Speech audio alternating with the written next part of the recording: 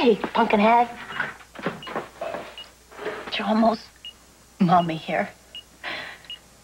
I had Kevin run home and get me the dress you like so much, you know, the little sundress that matches your eyes.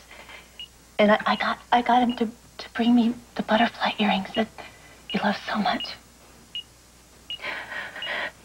You know, remember I always tell you stories about when you were in my tummy? And remember I told you how you used to squirm and kick me so much that at night I couldn't even sleep. And so I would stay awake and I'd tell you stories. And I would make up these magical stories, at least I thought they were. Some were good, the phony ones, you know, but the best ones were the true ones, the ones about you.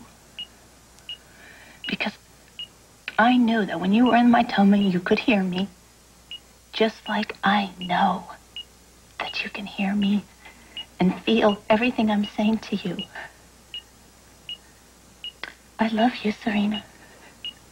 I love you so much, and I need you to get better. You remember, too, when I was so sick, it's kind of like we've traded places here, you know?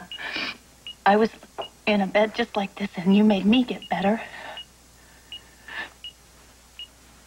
You remember you took my hand, and I could feel you telling me, Lucy, don't you leave me. You can't leave me. Well, that's what I'm telling you right now. Do you hear me? You cannot leave me because I need you. I need you so very much. See, we're not done. We haven't finished playing all those dress-up games. We're in concentration. And you know what? I'll tell you a little secret. I'm going to talk your daddy into letting you get your ears pierced when you get bigger. And you can borrow these butterfly earrings. I need to tell you how sorry I am, too. I never meant for this to happen. This wasn't what I planned on seeing. I would never, ever hurt you, not in a million years. And you're not going to understand this, and it's really hard for me to explain it. And I have to blame Eve for this, because if I don't, I will go completely insane. But Serena, I sucked the gas out of Eve's car. I did it. I'm so sorry. You have to forgive me. Please, please. Please.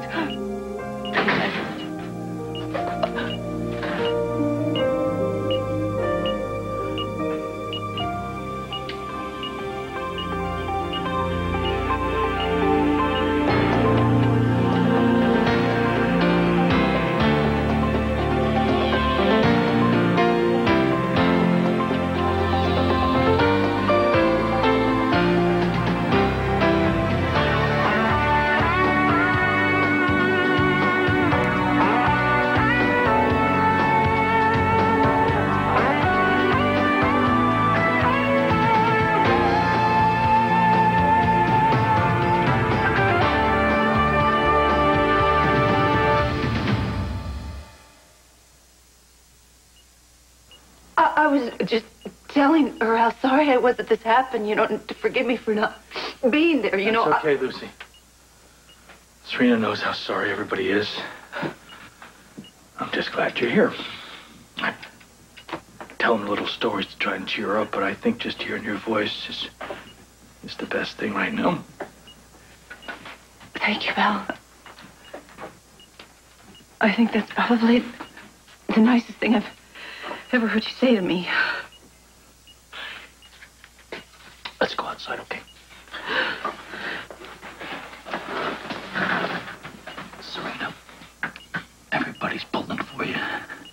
So just work hard at waking up. I'm gonna go outside with Lucy for a minute.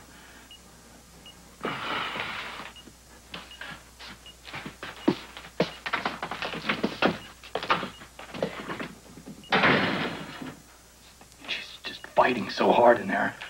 Maybe this is too much to ask a little girl to do. Maybe I should just let her go and let her go. Let her go to her mother. What are you saying? Don't do this. Don't say that. Okay, listen to me, Scott. You can't even think that.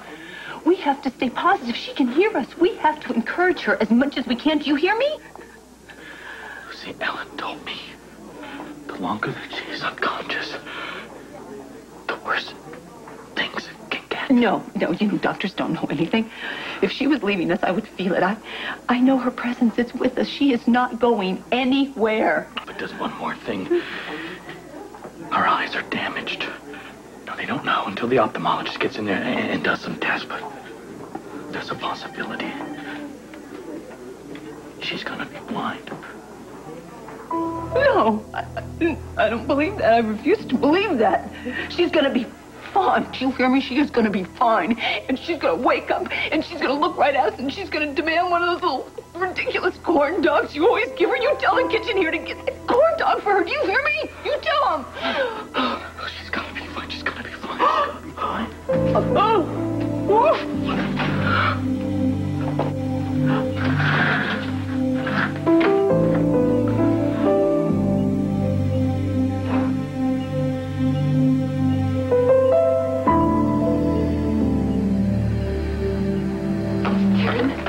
Karen, is there any change with Serena?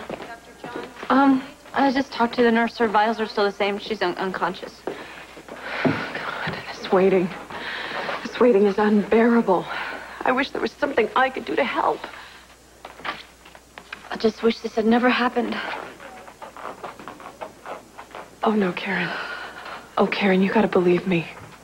I would rather die than hurt Serena. If I could change what happened, I would. I know. I didn't mean to blame you. I know it's not your fault, and I'm sorry, okay? I'm sorry. I'm kind of freaking out here, you know? She's my little sister. I feel so damn helpless. There's nothing I can do to... I know what you mean.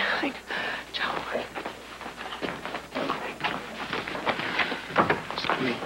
Serena is a scrapper, just like her big sister is, okay? Okay. She's gonna pull through this. Okay. How is it you always know how to come in at the right time and help me? It's simple. I love you. Do you remember when you were there for me? When I didn't think Frank was gonna make it? Yeah. Watching you go through that was agonizing, but I didn't quite understand until now. Working pediatrics every day has been one of the hardest things I've ever done. And now with Serena in ICU, I don't understand how people go through that when one of those children is part of their family.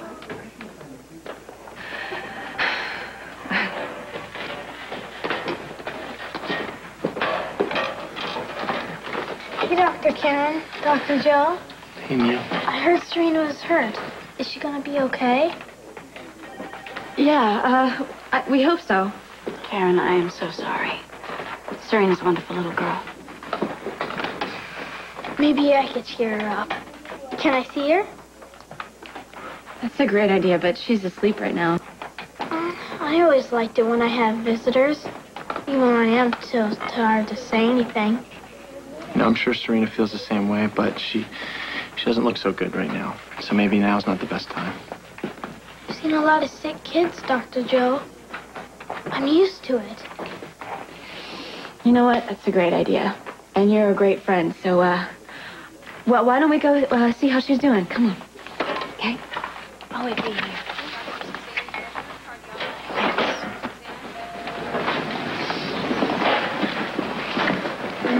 Julie, you have a bunch of my things in your apartment that I would like to get back. You want me to get them myself? Oh, taken care of. Your Beck CD, your Ratty Cubs sweatshirt, and Michael Moore book are already in the living room. So's your box of condoms. Did I forget anything? No, that sounds like everything I'll be needing. Thanks.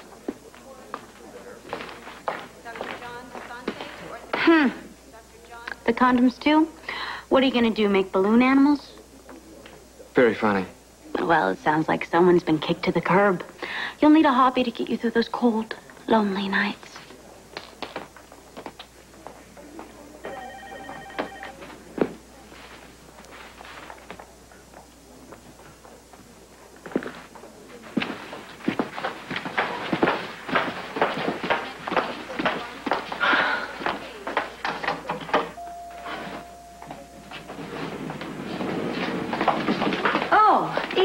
Have you been up to ICU lately? Do you really realize what you've done to Serena? If I could change places with Serena in that car, I would do it in a second. I was right about you the whole time. You saw a rich widower with a kid, and you went after the kid, and now you've put Serena's life in jeopardy. Can't you find some room in that miserable little heart of yours for some mercy? You don't deserve it from me. But I'll tell you what I will give you, a promise. To remind you what you did to Serena every minute of every single day of the rest of your miserable life.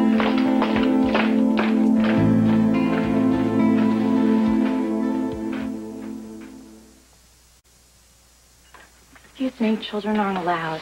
I know, but as one of the patient's doctors, I'm making an exception, so I take full responsibility, okay? Okay, all right. Hey, Scott, Neil wanted to see Serena and cheer her up. Is that okay? It's a heck of an idea. All right. Here we go. She doesn't look so bad.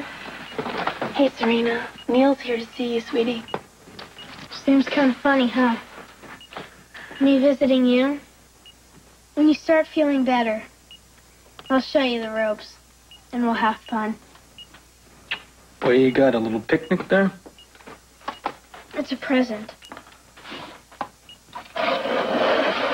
This is Boba Fett's Slave One ship.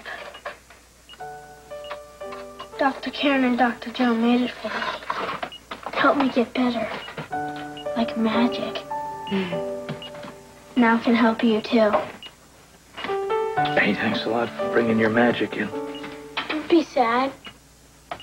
She'll wake up real soon.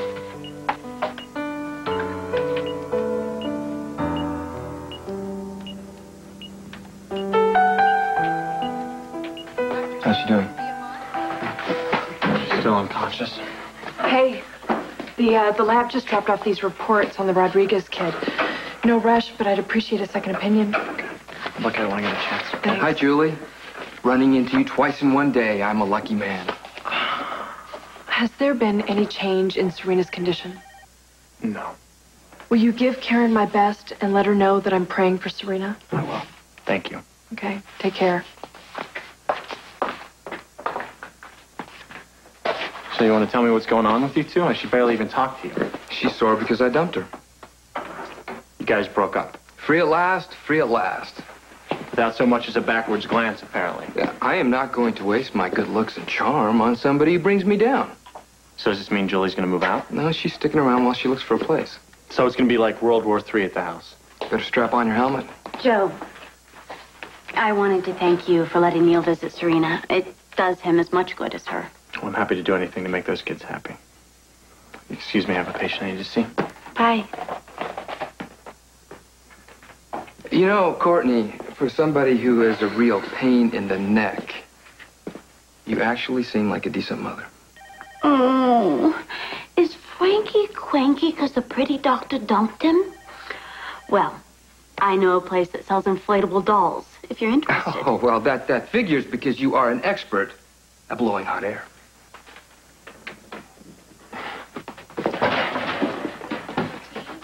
Hey, Neil, still find your mom. I think I just saw her. I'm going to go with you because I want to talk to Dr. May. Okay.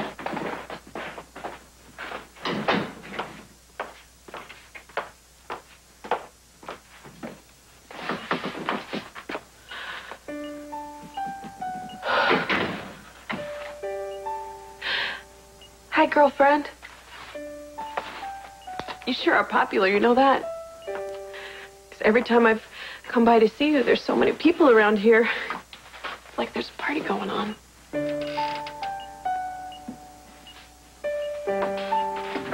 Serena? Baby, you have to get better, okay? Everybody loves you so much. Daddy loves you. You know, you just have this way, this certain way of just bringing out the best in all of us. And we need that. And besides, we were getting to be pretty good friends. And I hope that doesn't change. What are you doing in here? Scott, I just came to see Serena. I had to see her. I told you to stay away from my daughter. Come on, it was an accident. I never meant to hurt her. My daughter is in a coma now because of your stupidity. I trusted you. I trusted you with the most important person in my life. And I should have known better than let someone like you. Come on, Scott, please. If I could take it all back, I would. You know I would. You can't, Eve. You can't. So I don't see what the point is. You hanging around here, waiting. Serena. Oh, my God. Serena. Serena. Serena's waking up.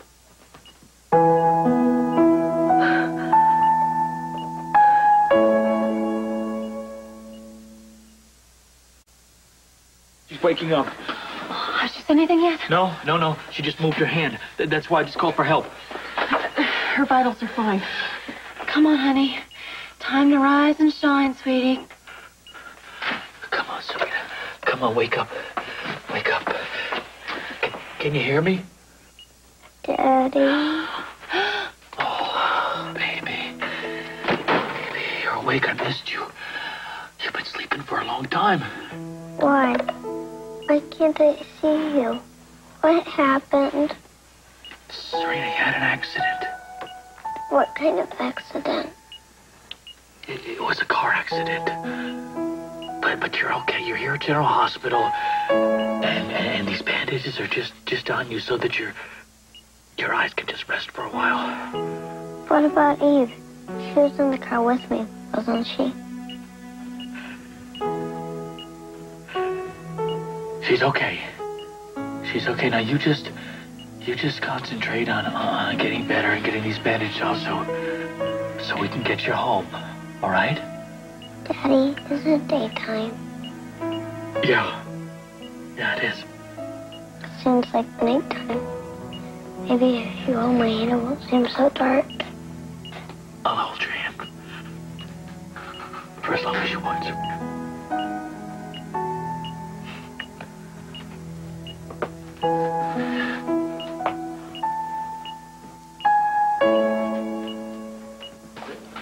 You know how to read, too?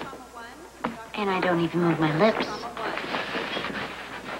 You know, I have spent so much time disliking you. I had no idea you were such a comedian. Are you hitting on me? And why in the hell would I do that? This is all about your ego, isn't it? You got dumped, so I'm your next challenge. I hate you, so you figure if you can convince me to go out with you, then you're going to be a big stud. Now, I don't have to prove anything to myself or anyone else. But I am willing to overlook the fact that you are a conniving witch and take your lunch. Your approach needs a lot of work. You may feel like a new man, but you're still a lousy jerk. What is that about? Those two hate each other. Somebody should warn her. Jill, I'm sorry about your breakup, but I can't say that I'm surprised. I mean, Frank hasn't been easy to deal with ever since the accident. He's been a complete stranger. One minute he's sweet, the next minute he's bouncing off the walls. It is so obvious you were trying to make your girlfriend jealous. Where did you learn your strategy? Junior high? One lunch. What's the worst that could happen?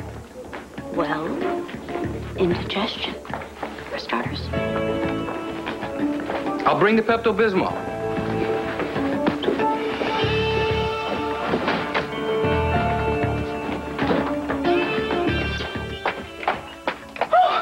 Hey, I just heard. Hey, love bug. It's me, Lucy. I knew you'd wake up. I knew it. I kept waiting and waiting. I didn't think of anything else but you, and you did. I hope you had some great dreams. While I was asleep, I had a dream about you and Sigmund. Did you bring him? No, no. Ziggy couldn't come this time, but I will bring him for sure, okay? Oh, I love you. You're gonna be okay. Oh, Val, I told you she is gonna be okay. You're right. I'm beginning to believe in miracles.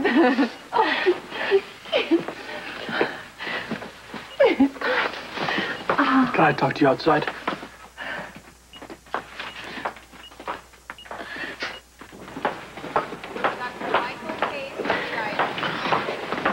She's awake. Scott, isn't that great? I was going to tell you something in there. What is it? I don't want to see you anymore. No. No, you don't mean that. I do mean it. Scott, no. Abe, not now. Not ever.